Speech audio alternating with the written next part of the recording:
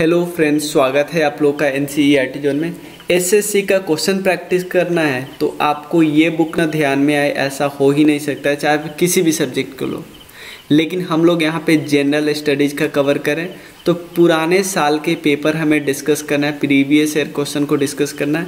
तो ये बुक हम डिस्कस करेंगे। ये सबसे लेटेस्ट एडिशन है, हिंदी इंग्लिश साथ में आप ले सकते हो। और हम जो क्वेश्चन कराएंगे प्रैक्टिस वो हिंदी इंग्लिश साथ में होगा, तो आप इस बुक को भी ले सकते हो।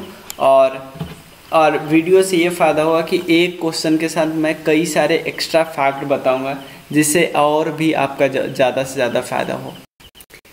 ये हमारे कुछ ग्रुप है, आप इसको ज्वाइन कर सकते हैं। ये कुछ पेड कोर्सेस है, फ्री कोर्सेस के अलावे कुछ पेड कोर्सेस है, इनको आप ज्वाइन कर सकते हो।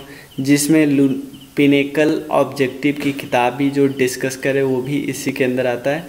आप 9582062485 पे मैसेज करना। चलिए शुरू करते हैं। ज्योग्राफी का पहला चैप्टर हम लोग डिस्कस करें, solar system and it's planet. Solar system और उस प्लैनेट के बारे में डिस्कस करेंगे। चलिए, पहला क्वेश्चन क्या है? First question is identify the terrestrial planet from among the following, यानी जो स्थलीय ग्रह कौन सा है। तो अगर ग्रह की बात करें तो शुरुआत से सबसे हेवी हेवनली, अगर ऐसा क्वेश्चन पूछा जाए कि सबसे हेवनली बॉडी कौन सा है सोलर सिस्टम में, तो आपको सन लगाना है, कोई प्लैनेट का नाम नहीं लगना। और उसके बाद सबसे नज़दीक कौन होता है? मर्क्यूरी, वेनस, अर्थ, मार्स, उसके बाद जुपिटर, सैटर्न, यूरेनस, नेपच्यून। तो ये जो शुरू का 4 बॉडी है, इसका जो स्ट्रक्चर है ये काफ़ी हद तक इसकी तरह है, अर्थ लाइक स्ट्रक्चर है। इसलिए हम इसको अर्थ टाइप प्लैनेट बोलते हैं, यानी या टेरेस्ट्रियल प्लैनेट बोलते हैं। इनको हम कौन सा प्लैनेट बोलते हैं? इसको हम बोलते हैं Jovian planet. Jovian planet like Jupiter like planet. तो ये टेरेस्ट्रियल प्लैनेट का इसमें एग्जाम्पल कौन है? मर्क्यूरी। और कौन कौन होता है? वेनस, अर्थ और मार्स। सबसे गर्म ग्रह आपसे पूछा है तो वो वेनस है। ब्लू प्लैनेट किसको बोला जाता है? अर्थ को बोला जाता है ब्लू प्लैनेट। और किसी को बोला जाता है सूर्योदय और सूर्यास्त वाला एग्जाम्पल, तो ये भी वेनस के बारे में है। ठीक है। उसके बाद मर्क्यूरी सबसे लार्ज बॉडी है, ये भी बात याद रखिएगा। नेपच्यून सबसे दूर वाला ग्रह है। क्लियर? सबसे दूर वाला ग्रह है। Next question, which of the following is the Galilean moon that was observed in 1610 by the Italian astronomer Galileo Galilei using the homemade telescope? निम्नलिखित में से कौन सा गैलीलियन चंद्रमा है जिसे 1610 में इटालियन खगोल शास्त्री गैलीलियो गैलीली ने घर में बने दूरबीन का प्रयोग करके देखा था? सबसे पहले समझने वाली बात यह है कि गैलीलियन मून्स किसको बोलते हैं? जो 4 इम्पॉर्टेंट या 4 सबसे लार्जेस्ट मून है ना, किसके?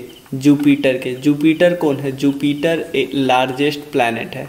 लार्जेस्ट प्लैनेट एक जोवियन टाइप प्लैनेट है, ये हमने देख लिया। और जुपिटर जो लार्जेस्ट प्लैनेट है, उसके जोवियन मून्स मतलब गैलीलियन मून्स मतलब 4 इम्पॉर्टेंट, 4 उसके लार्जेस्ट मून। सबसे ज़्यादा मून किसके पास है? सैटर्न के पास है। अभी लेटेस्ट डेटा है, अगर सैटर्न के पास 83 है, जुपिटर के पास 80 के अप्रॉक्स है। गैलीलियन मून्स में 4 बड़े बड़े मून कौन कौन आते हैं? लो, यूरोपा, गेनीमेड, उसके बाद है कैलिस्टो। ये 4 इंपॉर्टेंट, लो, यूरोपा, गेनीमेड और कैलिस्टो, ये 4 है। जिन चारों को कौन ने देखा था? गैलीलियो गैलीली ने देखा था। और ये याद रखिए, तो ये किसकी बात करते हैं? गेनीमेड। ये जो टाइटन है ना, टाइटन किसकी है? ये है सैटर्न की। ठीक है। फोबोस है, ये है वेनस की। मर्क्यूरी, फोबोस और डाइमोस, ये वेनस नहीं गलती, क्योंकि वेनस और मर्क्यूरी के पास कोई मून ही नहीं है, याद रखिएगा। तो सारा इन्फॉर्मेशन हमने डिस्कस कर लिया। Third question, which of the following dwarf planet lies in the main asteroid belt. Asteroid belt होता कहाँ है? ये एक बॉडी है जो मार्स और जुपिटर के, बहुत सैटेलाइट है इसमें। तो आपसे पूछ रहा है कि कौन सा ड्वार्फ प्लैनेट इस मेन एस्टेरॉयड बेल्ट में लाइज करता है। तो सबसे जो यहाँ पे है एकमात्र ड्वार्फ प्लैनेट जिसका खोज किया गया है कहाँ पे? एस्टेरॉयड बेल्ट में, उसका नाम है सेरस। एस्टेरॉयड किसके चारों तरफ चक्कर लगाते हैं भाई? ये भी सन के चारों तरफ ही चक्कर लगाते हैं, ये बात याद रखिए। और एस्टेरॉयड किस चीज़ से बने होते हैं? मेटल और रॉक से बने होते हैं। जुपिटर और मार्स के पीछे 4 लार्जेस्ट एस्टेरॉयड का नाम मैं बताता हूँ। एक है सेरस, उसके बाद एक है वेस्टा, एक है पलास और एक हाइजिया। ये 4 इन्फॉर्मेशन है, याद नहीं रखना है। नेक्स्ट क्वेश्चन है, the dash radiation belt are giant swath of magnetically trapped highly energetic charge particle that surrounds earth.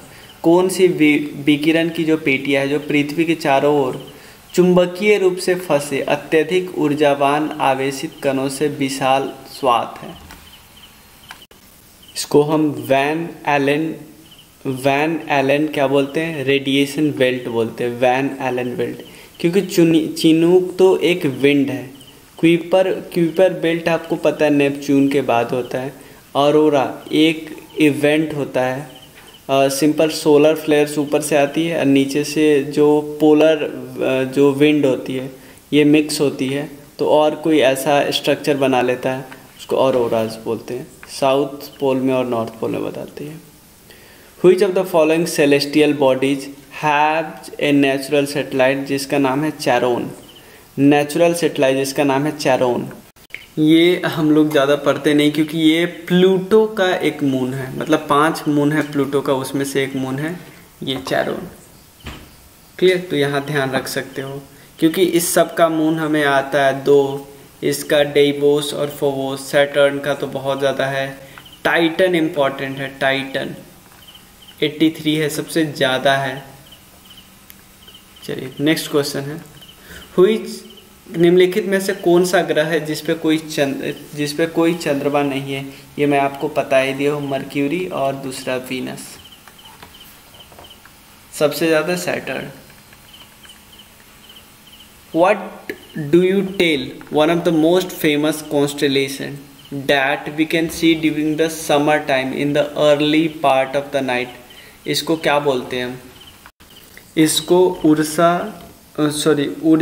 Ursa major बोलते हैं, या इसको हम सप्त ऋषि भी बोलते हैं, याद रखिए सप्त ऋषि। ये कॉन्स्टेलेशन मतलब है बहुत सारे जो स्टार होता है ना उसका कुछ शेप बना लेते हैं इस तरह से, तो ये कॉन्स्टेलेशन बोलते हैं।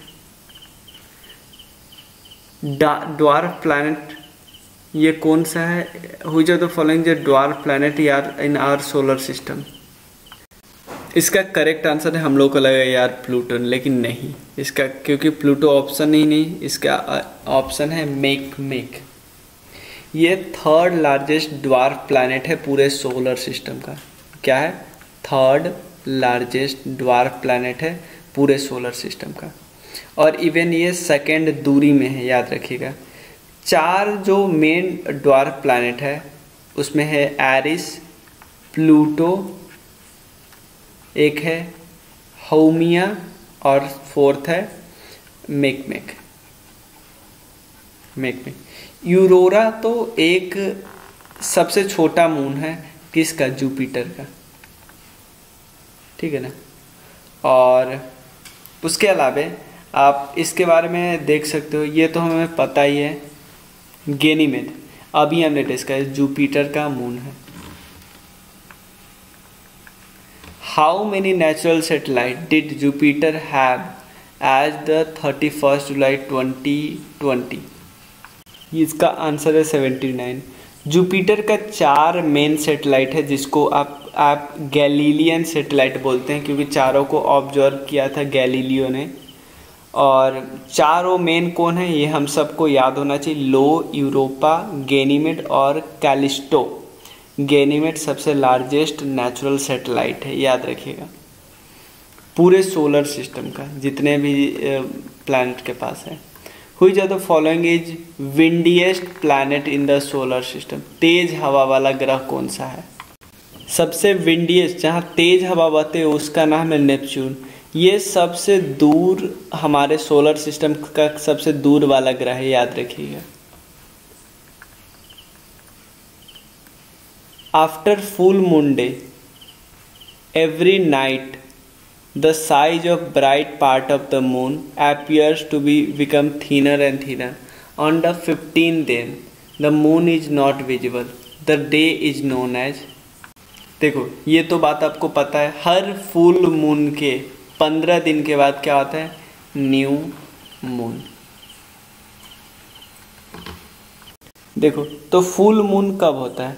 फुल मून कब होता है? जब यहाँ सन है, यह है सन, ये है अर्थ, यहाँ पे मून आ गया, यानी मून और सन के बीच अर्थ आ गया, तो इसको बोलते हैं फुल मून डे।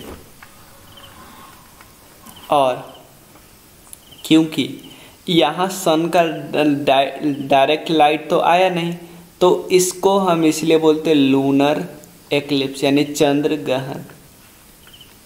अब दूसरा केस ले लेते हैं, न्यू मून। सन यहाँ पे है ही, अर्थ यहाँ पे है ही, मून बीच में आ गया, तो इसको हम बोलते हैं न्यू मून, यानी इसको हम एक और चीज़ बोलते हैं सोलर एक्लिप्स, यानी सूर्य पे ग्रहण, क्योंकि सूरज का डायरेक्ट लाइट अर्थ पे अब नहीं पहुंच रहा है, तो इसको हम बोलते हैं new moon day. In which of the following periods is the meteor showers named quadrantids generally visible from earth. निम्नलिखित में से किस अवधि में क्वाड्रेंट्स नामक उल्का बौछार पृथ्वी में सामान्यतः दिखाई देती है? एक मीटियोरर का शावर होता है, ये बहुत इंपॉर्टेंट है, और किस पीरियड में होता है? ये दिसंबर से जनवरी के महीनों में होता है, याद रखिए। ठीक है, तो 12 का आप डी याद रख सकते हो, 13 का। In which of the following months में the meteor shower names lyrids can be seen from earth? ये अप्रैल के महीने में दिखता है, याद रखिएगा, थोड़ा सा ध्यान। Which of the following planet, देखो सेम क्वेश्चन मैं बताऊंगा ना, मर्क्यूरी और उसके बाद Venus. How many brightest star in the constellation called the great bear made of, कितने स्टार से मिलके बना है? 7 brightest stars according to testbook.com. The 7 brightest stars in the